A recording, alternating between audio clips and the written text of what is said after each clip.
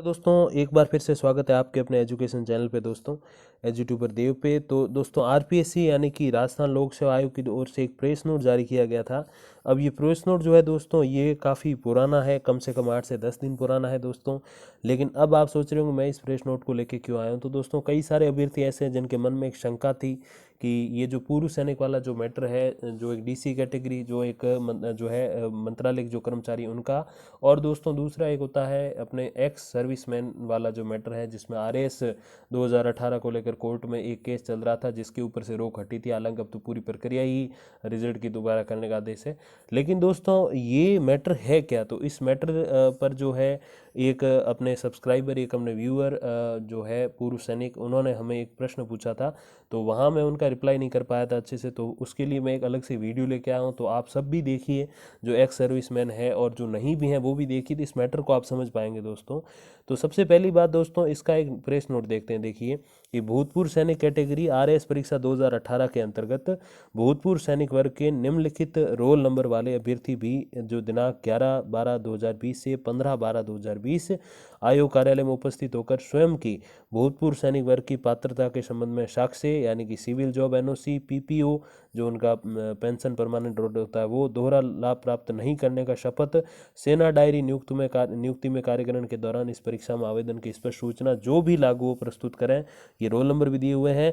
उक्त अवधि में वांछित सूचना अथवा साक्ष्य आयोग अथवा कार्यालय में, आयोग जो कार्यालय है उसमें प्रस्तुत नहीं किए जाने की स्थिति में अन्य कोई अवसर जो है वो दे नहीं होगा और भूतपूर्व सैनिक वर्ग में पात्रता विचारित नहीं करते हुए भूतपूर्व सैनिक वर्ग से हटा दिया जाएगा, जिसकी समस्त जिम्मेदारी अभ्यर्थी की खुद की होगी। दोस्तों इसका मतलब ये है, अब ये जो चीज़ दोस्तों यहाँ लिखी हुई है कि इन लोगों को जो है ये कागजात प्रस्तुत करने हैं, अगर नहीं करेंगे तो इनको हटा दिया जाएगा। तो अब ये अलग से प्रेस नोट जारी करके ये आरपीएससी क्यों बोल रही है, इसके पीछे का रीज़न जो है वो बहुत सारे लोग आपको नहीं बताते हैं। बस यही समझाने के लिए मैं अलग से ये वीडियो लेके आया हूँ दोस्तों।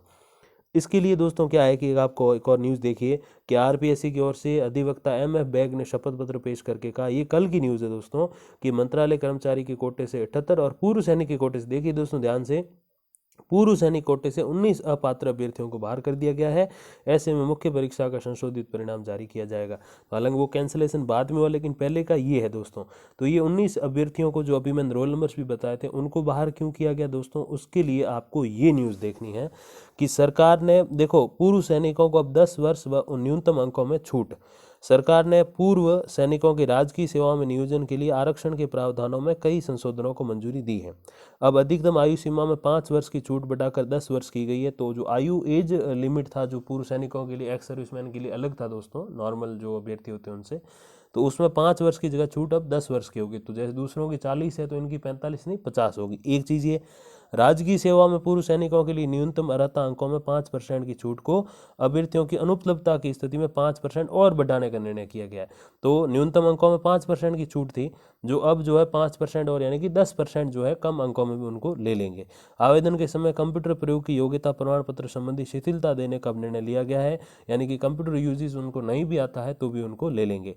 पूर्व में पूर्व सैनिक के रूप में दे आरक्षण का लाभ लेकर लोक सेवा के किसी पद पर नियोजित व्यक्ति को पुनः किसी अन्य सेवा में नियोजन के लिए आरक्षण का दोहरा लाभ उसी स्थिति में देय होता था जब सीधी भर्ती के ऐसे उच्च पदों पर जहां निचले पद का अनुभव निर्धारित है। तो पहले क्या होता था कि दूसरे जो है विभाग में वो नहीं जा सकता था, उसी विभाग में उच्च पद के लिए लगता था, तभी जो है उसको उसका जो है पुनः किसी अन्य सेवा में नियोजन के लिए आरक्षण का दोहरा लाभ पहले उस स्थिति में नहीं होता था, लेकिन अब जो है उस स्थिति में होगा।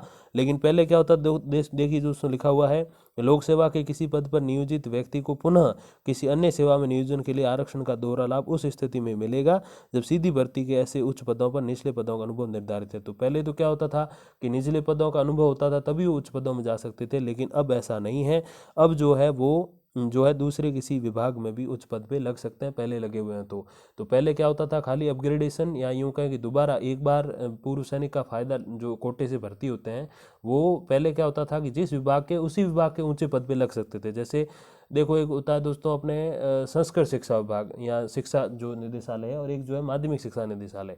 तो माध्यमिक शिक्षा निदेशालय में लगा हुआ व्यक्ति कॉलेज शिक्षा में नहीं लग सकता था कि भाई आपने एक बार नाम ले लिया। लेकिन अब क्या है दोस्तों कि अब जो पहले क्या होता था कि जैसे कॉलेज शिक्षा का कोई व्यक्ति है तो वो कॉलेज शिक्षा में उच्च पद पे लग सकता था, तो उसका दोहरा लाभ उसी विभाग में हो सकता था, लेकिन अब वो दोहरा लाभ दूसरे विभाग में भी हो सकता है। तो ये चीज़ है।